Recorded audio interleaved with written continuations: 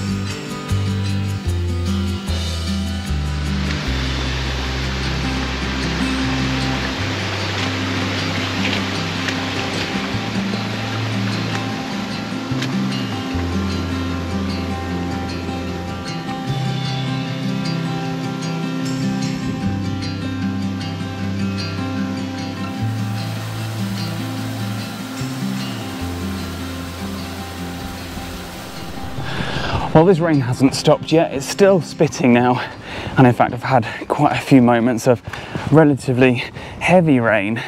Not enough to put the waterproof trousers on, but enough to kind of feel the water seeping through on the back of my legs. But where I'm at the moment is actually near the head of the Troutbeck Valley now. There's a little farm, the white building down here. That's, I believe, the furthest building into the valley. And up on the side here, this is Dodd Hill. It's not actually Wainwright Fell. Wainwright Fell is just behind that, but a subsidiary peak is Dodd Hill, which is this pointy one. And below that I can actually see the road that leads up onto Kirkstone. And ahead of me is Troutbeck Tongue. Quite a nice view of it at the moment. And then over to the far left, just in the cloud over there, is the very start of St Raven's Edge, which goes up onto Cordale Moor and Stony Cove Pike. And I've been up this fell twice before. This will be my third time, and I've always come along this path that I'm on now, gone straight up the front and then came back down again. I've never actually been further up the valley, so to break with tradition, I'm going to head up this valley for a few kilometers, and then there's a footpath that goes along the spine of Troutbeck Tongue to the summit, and then I'm going to come down the front. So I'm just going to mix things up a bit and actually do something a bit different. But right at the end of the valley, there's a few very interesting historic features, including some ancient cairns, and also what I could be on at the moment, no one's 100% sure, but the Roman road that runs over High Street. Now, when the Romans conquered up here, they built a network of roads through the Lake District. There's a Roman road that goes over Rhinos and Hardknot Pass, and then there's this more famous one well, it might not be more famous, it is just as famous, I'd say. And this could be High Street, and we definitely know the Roman road ran up the side of the fell, up onto the High Street range, over very close to the summit of High Street itself, and then down towards the fort at Penrith.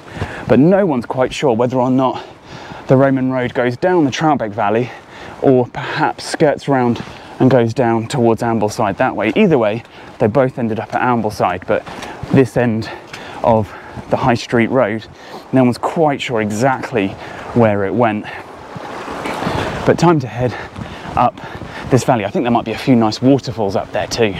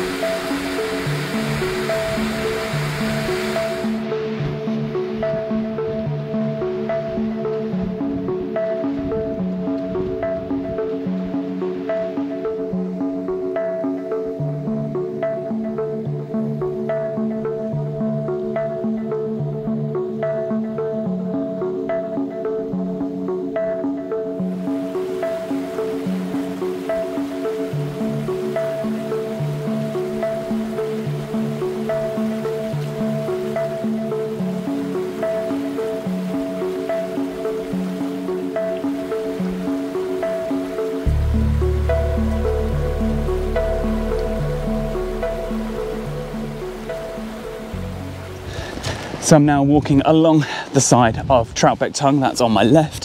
This is Hagg Gill down on my right. As you can probably see in here, the wind and the rain have just come back again, but I stopped to actually have a little look at some of these mines. These are really quite impressive. There's some big spoil heaps over here and another small heap up there. And I can't see any large areas of rock that's been excavated, so I imagine there's probably some levels and they've mined for minerals in there. And there are some more mines actually further up, and I'll have a little look across the valley when I get a bit further along.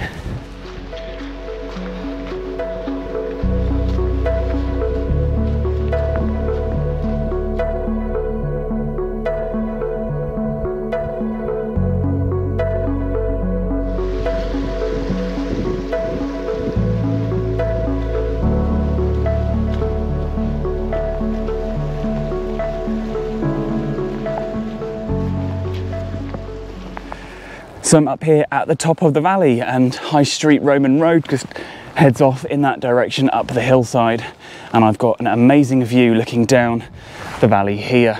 And there's actually two ancient cairns. There's the one just slightly further down that looks like it's been excavated, and I can see kind of an outline of a square chamber, I think, in the middle. And then there's a second cairn right in front of me here, and again I think this one's been excavated. It's quite collapsed, in poor condition. I think I can make out where the original burial would have been. So these generally are Bronze Age, date to about sort of 2,000 years ago roughly, something like that. And there's actually two more cairns up this little ridge here, and this is what I'm going to follow all the way down to the summit of Troutbeck Tongue.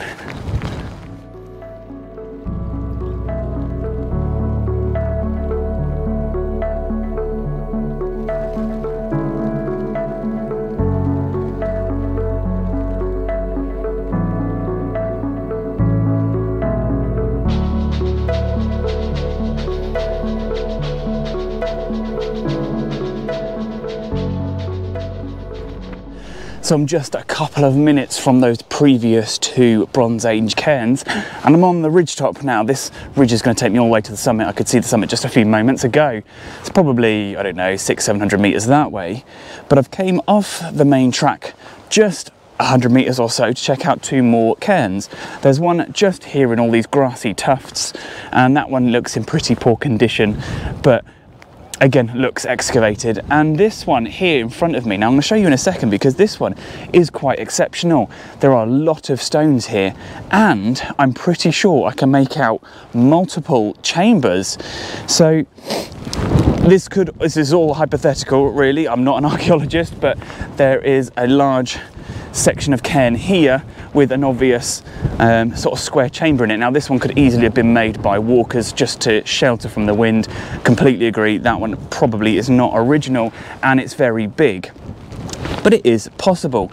Now this one, on the other hand, next to me here, is actually capped by a large flagstone, and these are usually, like in original in situ, you've got a little chamber in here that potentially would have housed a deceased person, and then they mark the top with a large capstone. Now I think that's original because that's not big enough to get somebody in, and looking at the moss and stuff on these rocks, it looks like it's been there for quite some time. Again, it could be just people messing about, you know, just building stuff out of the rocks and stuff that are here. But there's also a potential square on the floor down here that's covered in all these rocks. And then if I go across here without falling or slipping, I've come across a couple more of these large flagstones that would have marked the tops of the graves. And there's another large one here. Now either this was one big cairn that had multiple graves in it, or they've just buried multiple people here and there are actually multiple cairns. I don't know. But this is pretty amazing. This is so well preserved in terms of actual stones, large flagstones that are still here, and really interesting to see. And the one thing that's making me think that some of this stuff could actually be original is because of where I am. I'm not on any popular walking route or anything like that. I mean, people may go up to High Street along the Roman road, but no one comes here. There are no like worn footpaths nearby. The nearest one is about 100 meters over there, and not many people go to the top of Troutbeck Tongue. Not enough to warrant building a shelter.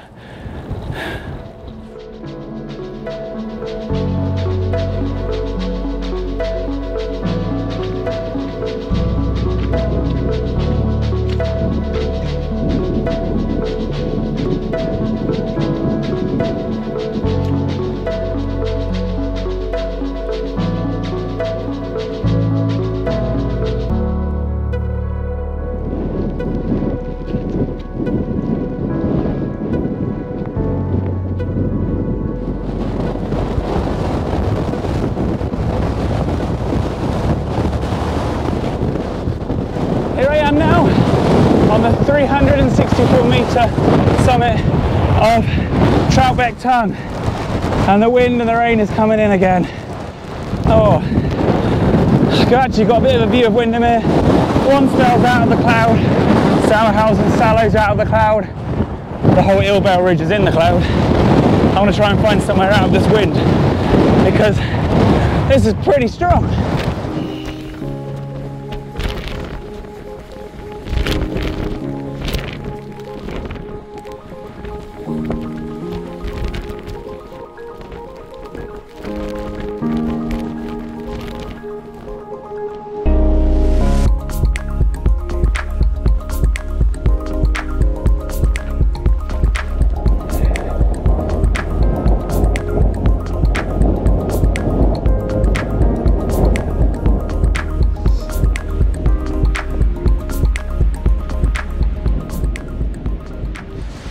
So I've made it down off the fell side. I came down the steep south side of the fell, which was quite slippery, and in full force of all of that wind, at one point I nearly got blown over. I reckon there was a gust of about 55 or 60 in amongst the general 40-ish mile-an-hour winds. But as I say, I'm down off the fell side, there's no wind now, so I'm going to make my way back along the floor of the Troutbeck Valley.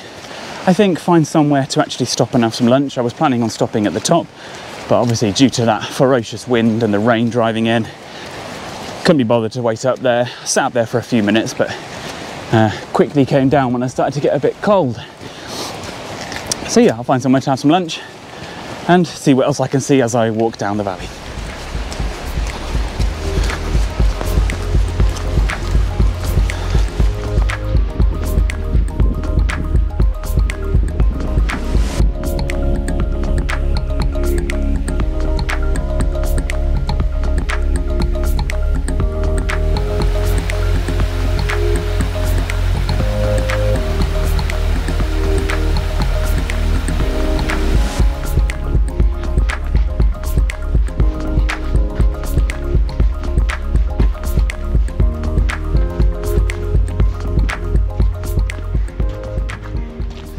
So I'm almost back in the village of Troutbeck and the weather's held, so I've got a lovely view looking back down the valley.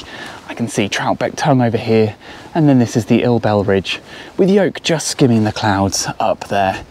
So I'd like to just take a moment to thank you for watching this video, and if you enjoyed it, don't forget to hit like, hit subscribe and ring the bell to keep up to date with future uploads, and I'll see you in the next one.